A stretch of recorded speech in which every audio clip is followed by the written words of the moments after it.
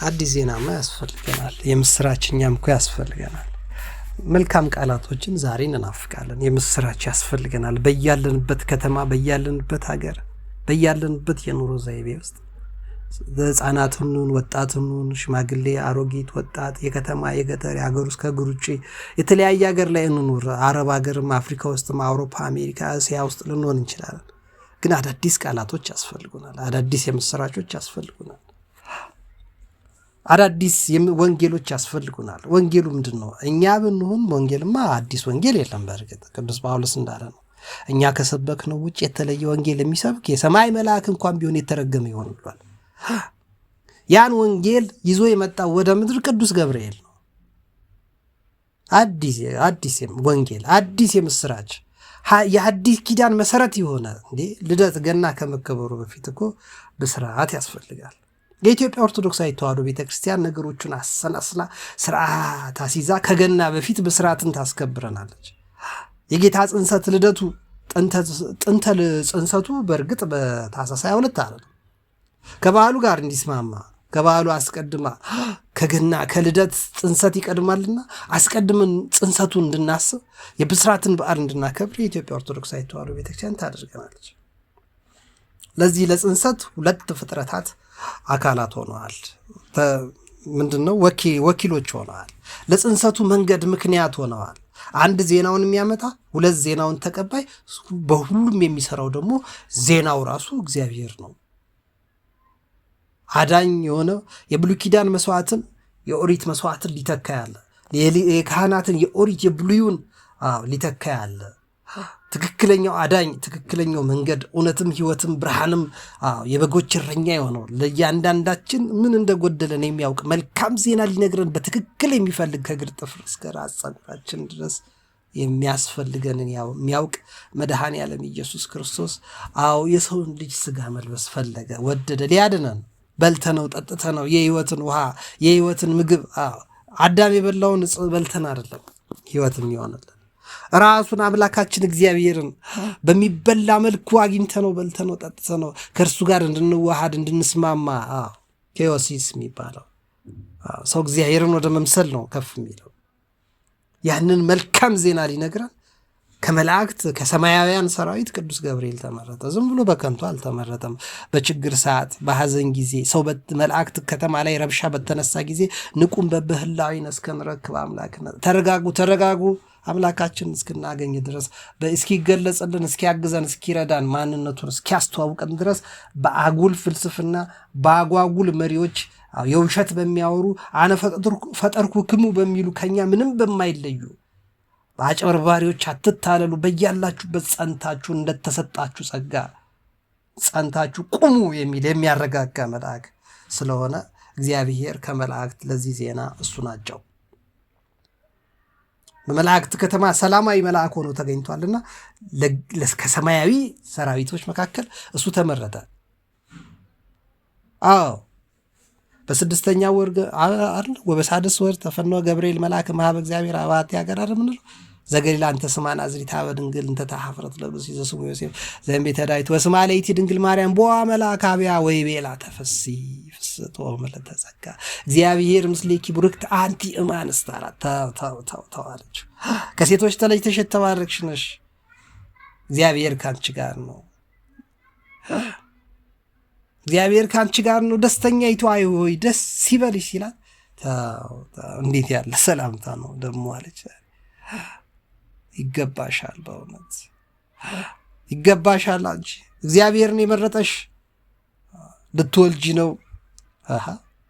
እንዴት ያለ ዜና ነው ይሄ! እንዴት ያለ ወንጌል ነው የምትነግረኝ! ይሄ እኮ የአዲስ ኪዳን ነው። ተስፋም አድርገው ጌታን የምትወልዳትን ለማግኘት እኮ ነው የምጠብቀው አለች።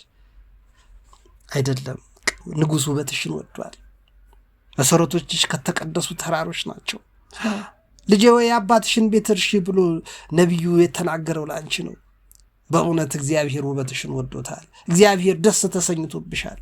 ለዚህ አንቺን መርጧል። አንቺን የሚመስል ወደፊትም አትነሳም፣ አሁንም የለችም፣ እስከ ዛሬም አልነበረችም። እንወዷል እግዚአብሔር። ፈቃደኛ ነሽ ወይ? አዲሱን ወንጌል፣ አዲሱን ቃል፣ አዲሱን የምስራች ለመስማት ፈቃደኛ ነሽ ወይ አላት።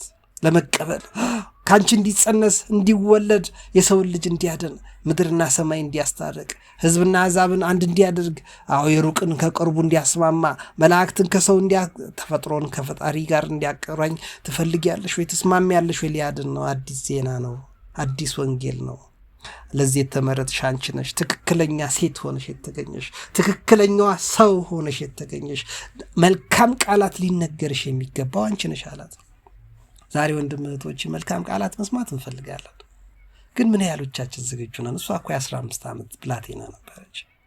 ፈሪሳውያንና ሰዱቃውያን፣ ሮማውያንና እስራኤላውያን፣ አይሁዳውያን በተለያየ ረብሻ ውስጥ ዓለም በተለያየ ውጥንቅጥ ውስጥ በነበረችበት ሰዓት ምክንያት ሳትደረድር እዚህ ሳትረጋግጥ ተረጋግታ የምትኖር ስክን ያለች ድርብብ ያለች በእውነት ወለላ የሆነች እኮ መብርሃን ቅድስት ድንግል ማርያም ሰውን አይደለም ፈጣሪን ነው ውበቷ የማረከው። ትህትናዋ፣ ትዕግስቷ፣ ሰላሟ፣ ፍቅሯ ደስ አሰኘው። ስለዚህ እግዚአብሔር ሙሉ ጸጋውን ሊያጎናጽፋት ከሷ መወደድን ፈለገ።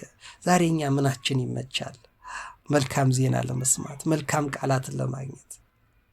እንደዚያ ባልሆንበት ሰዓት፣ ባልተስተካከልንበት ሰዓት፣ ራሳችንን ባላስተካከልንበት ሰዓት መልካም ቃላትን ለመስማት መናፈቅ ይጠበቅብናል? እንዴት ታስባላችሁ? ለመናገር የሚበቃ መልአክ ቅዱስ ገብርኤል ተገኝቷል። ለምን? በችግር ሰዓት ጸንቶ አጽናንቶ ተገኝቷልና። ይህን ቃል ለመስማትም ብቁ ሆና ተገኝታለች። ስጋዋን፣ ነፍሷን፣ ልቦኗን አንጽታ ተስተካክላ በሃይማኖት ጸንታ በምግባር ጎልብታ የአባቶቿን አምላክ እግዚአብሔርን እያመለከች ተስፋ ያደረጉትን ተስፋ አድርጋ ተጠብቀው ነበር። ነገር ግን እሷ የሌሎችን ሴቶች ደጅ እግዚአብሔር እንደማያንኳኳ ተነገራት። እሷን ደጅ እንደወደደው ከእርሷ መወለድ እንደሚፈልግ እግዚአብሔር ገባ። ምስክር ነገራት። ለእግዚአብሔር የሚሳነው ነገር መቼም የለም። አሮጊቷ ዘመድሽ፣ ሽማግሌው ዘመድሽ ዘካርያስና ኤልሳቤጥ እንኳን ጸንሰዋል፣ 6 ወር ናቸው አላት። የሚነጋግራት ሁሉ ማስረጃዎቹ በጣም ብዙ ናቸው። ይኩነኒ በከመ ትቤለኒ ነያ ዓመቱ ለእግዚአብሔር ሁሉ፣ እኔ ሁሉን ለፈጠረ አምላክ ለሰራዊት ጌታ ለሕያው እግዚአብሔር ባሪያው ነኝ፣ እሱ ከወደደ ይሁን አለች። እንዲህ ያለ ቅን ልቦና፣ እንዲህ ያለ ማንነት አለ።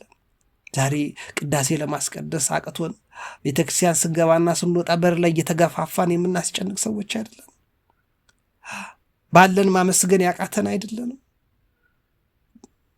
የበዛልን የተባረክን ሰዎች ደግሞ ሰዎች ሲያለቅሱ፣ ሲጨነቁ፣ ሲሳቀቁ እያየን የምናጽናናንን እንዴ? የምንረዳ የምናግዝንን እንዴ?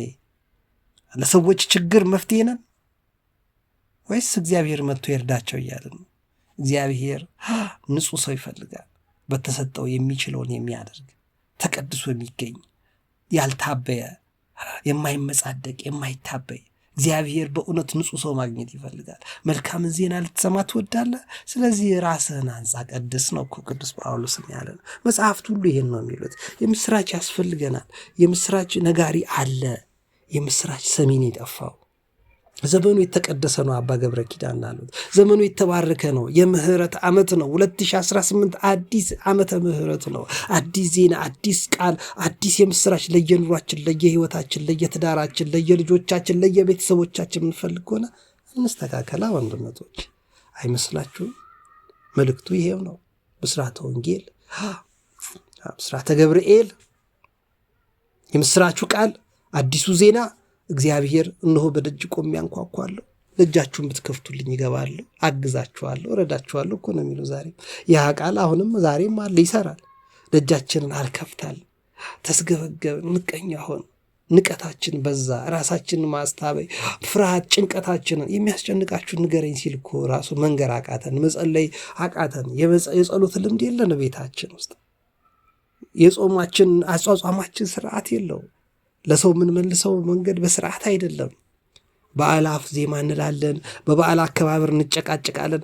የተሻለ ያልቀነጨረ ስራ፣ ያልቀነጨረ ሀሳብ፣ ትውልድ የሚያሻግር እንደ አባቶቻችን ጠንከር ያለ ሀሳብ ማምጣት አቃተን። ስለዚህ እንዴት አድርገን መልካም ዜና እንስማ? ሁሌ መርዶ፣ ሁሌ ብሶት፣ ሁሌ ጭቅጭቅ፣ ሁሌ ንትርክ። መልካምን ቃላት መስማትን የሚፈልግ እንደ ድንግል ማርያም ጆሮ ንጹህ የሆነ ቅዱስ ገብርኤል ዛሬም አለለት። እንስተካከል ወንድምቶች፣ እንስተካከል። በምንችለው ራሳችንን እናስተካከል ለማለት ነው። መልካም በዓል ይሁንላችሁ። ሀሳብ አስተያየታችሁን ስጡኝ። ይመቻችሁ። አትጥፉ። ሰብስክራይብ ደግሞ አድርጉ። አትጥፉ። እሺ ይመቻል።